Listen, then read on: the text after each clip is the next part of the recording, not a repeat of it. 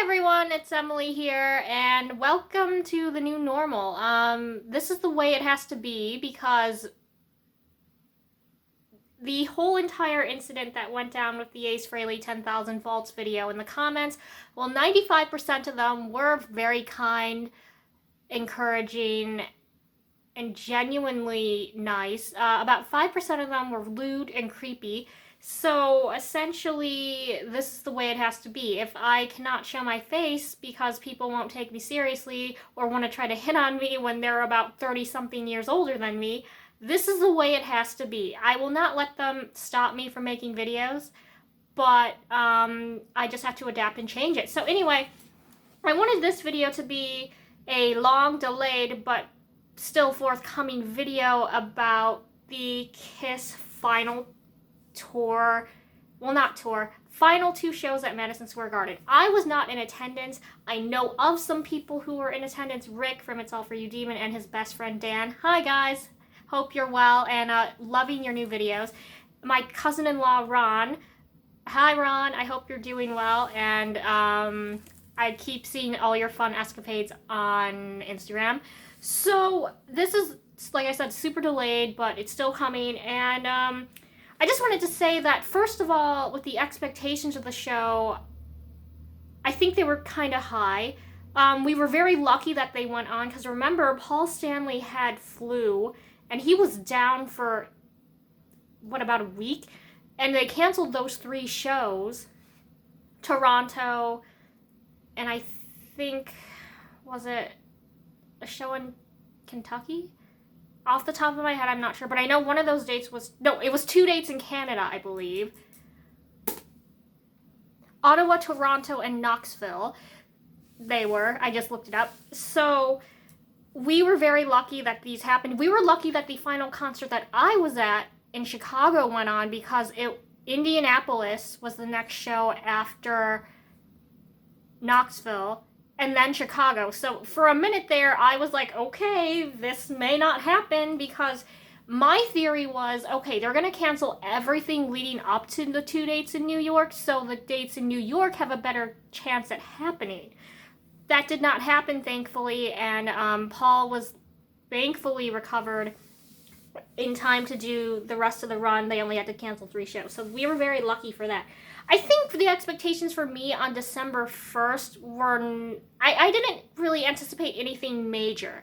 Like, I thought that the show on December 1st, which I have not, like, sat down to watch extensive footage of that show. I've seen bits and pieces on social media, but it was, like, basically the same as it was in, like, say, anywhere else on the tour, which was okay. I let them slide for that because that's only night 1. Now here's the thing, on night 2, let's be real, I was a little bit let down. There wasn't anything different about that show. It was very basically the same as night 1. And I get that there has to be consistency within the concert, because it's like, oh, I want to see that iconic moment. But there were no spontaneous surprises. There were no, just like, wow, this is the final show. It kind of seemed to me, because I got it on pay-per-view, remember? I'm sorry if I didn't mention that earlier. I got it on pay-per-view, my mom and I, and we watched it, and my mom's like, well, why is this the exact same show that we watched in Chicago?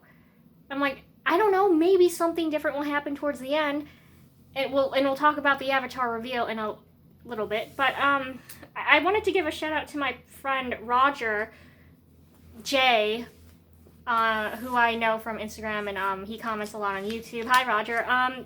This, like he mentioned, not mentioning any other members or doing tributes to Bruce, Peter, Ace, Vinny, Eric Carr, or Mark St. John, it was just a letdown. It was really, really sad, considering that it was the final show ever. Now, I get why Bruce, Peter, Ace, and Vinny did not show up. I understand that. But not paying tribute to maybe the deceased members, or... that was just not cool. And I know one can argue, well, they were in the video footage that they use when they play, like they were on the Jumbotron in the video montages, in the graphics. And it's like, well, yeah, they were, but that wasn't any different than, say, the shows prior to that. It was just kind of sad on that behalf. Roger brought that up to me, and I wanted to pay tribute to him bringing that up, even though it was months ago, so thank you for that, Roger. Oh, let's talk a little bit about the pre-show. So in the pre-show, they interviewed some people like Chris Angel, Desmond Child, which is really, really good, I think. And then they interviewed the Kiss kids, Nick, Shannon, who are Gene's kids, Evan, Paul's son, and then Sierra, who is Tommy's daughter. He discovered her in like 2021 or something like that, and they've connected. She's an adult. So they've connected after they found each other on like a DNA 23andMe or something like that, I believe. So that was actually interesting, but then like it was just kind of random. Like they could have interviewed maybe Doc. I don't know. I like that they interviewed the kids, but like Chris Angel, they interviewed some really random people. I like that they interviewed Desmond Child. He was promoting his book, so that was pretty good. But the before show was not as bad as the after show. The after show was a mess. It was not coordinated. You had like Shannon saying crazy stuff, and then like you had Gene, and Gene was clearly not in the emotional state to be interviewed. Gene was kind of not in a disarray, but it's just like, okay, he just got done playing a show, and then they tried to bring Tommy over, and I'm like, oh no, Tommy's in a robe. Ew, like no, I hope he has clothes on under that robe. Like, even if it's just pajamas, like, come on. And that was just really disorganized. And Shannon, like I said, Shannon was just saying some crazy, crazy things. I do think it was sweet that Nick and Sophie came up to Gene and they started talking and everything. That was very sweet. But it was just a disorganized mess. Anyway, getting back to the actual show, one thing that I think they messed up on was the long Tommy and Paul guitar going back and forth. That was just a waste. You could cut that and you could put in another song. You could have played Strutter, Firehouse. You could have played Let Me Know. Like, I would have been so psyched to see any of those songs. You could have played Come On and Love Me, or oh my god, you could have played anything in that slot, and instead it went on for several minutes. It was like at least 3 minutes of just Tommy and Paul going back and forth. I'm pretty sure during Look It Up, and they've done that before, but I thought for this concert they should really just take it out, but they didn't. And like I said, the concert wasn't really that different, and that was kind of a letdown. But at the end here, the end was just a total mess, in the sense that the Avatar reveal was really stupid. And now it's March 2024, and Kiss kind of wants you to forget about the Avatars. I don't know what the future status of those Avatars will be. It's kind of in limbo. We're just lost in limbo. Trouble Walking reference, everybody. Everybody knows how much I love that album. We're lost in limbo with those Avatars, and it's just kind of a mess. It was introduced in a very cheap, gimmicky way. Like, instead of when God Gave Rock and Roll to You started playing, a lot of people who were there and online said, oh my gosh, okay, like, they're gonna come out and do an encore with, like, maybe Bruce or something, and it didn't happen. I didn't think that would happen because Bruce publicly said he wasn't gonna be there on social media a couple days before, but, I mean, in the moment, you can get psyched out. So that was just dumb. I remember watching the end of the show with my mom, and we just kind of looked at each other like, this is so stupid. No one cares about these Avatars. Personally, for me, I'm not willing to pay hundreds of thousands of dollars to go to a concert arena to watch computer avatars play studio tracks. That isn't worth the money, in my opinion. like, I'm not putting anybody down, but I don't see the justification for it. Music is made for human connection, and people playing the music, singing their songs and the lyrics, that is what people connect over, not a computer graphic animation in a montage set to, you know, studio tracks. You can do that in your, you can do that in your own home, in the comfort of your own home.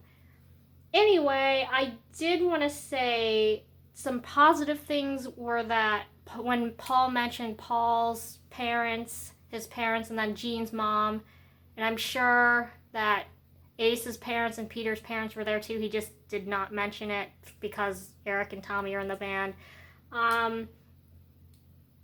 That was very touching. I think he did that at December 1st too, because I saw some people on social media mentioning it. But I just wish it would have been a more emotional, connective feeling for fans watching on the pay-per-view. Like, I'm sure people in the moment who were there felt that connectivity, but watching it on TV was such a different experience, and I hope that it was a better experience in person than it was on TV. I don't regret watching, and I think it's really amazing to say, yes, I was watching it live via pay-per-view on the TV. That was something really proud to say, and I don't regret it. I take that in my stride because, you know, KISS, the members, they may not be here 10 years from now, but I just wish they would have considered the global audience watching and not just only the audience in front of them, but they should have acknowledged, how do we make this really connected for people all around the world watching? And the avatars were the wrong way to do it. Anyway, I'm just, these are just my emotional thoughts about it months after it happened, and I don't want it to be negative. I don't want it to be negative. I just wish it could have been more emotionally connective. On the positive side, it was amazing to hear all those songs one final time with these people that we've come to know and love no matter when you got involved in the band. For me, it was officially 1998. So for a majority of my life, these songs have been with me. Paul and Jean, and even Tommy and Eric, they've been in my life for a very long time. Ace and Peter, you know, I was born in the reunion era. I grew up seeing, like, the Psycho Circus era. Like, Ace and Peter, very important to me as well. Eric Carr, my mom, that's her favorite drummer, so of course I grew up knowing him. Bruce, just equally as much because of his tenure in the band in the 80s, and my mom liked the 80s lineup. So, you know, KISS is something that's so important to me and so important to you, and I'm glad that I just get to talk about them as a fan, as someone who has been around for a great chunk of it, I guess I could say, because I wasn't around in the 70s or 80s or some of the 90s, but to know that I was there for a good portion of their career, it's something that I don't take lightly, and I'm very lucky to have said that. You know, I'm not a fan who was completely removed from this. I'm not a fan who became a fan in, like, 2024 and missed out on everything that was happening, and that's very important to me, that I was keeping up with the band in the moment. So I think that's very important. But anyway, I may make a part 2 about this, just to, if I need to, so maybe look out for that. But in the meantime, I'm Emily Graziano, and I want to thank you for watching this video. I will see you in the next one. Have a great day. Bye-bye.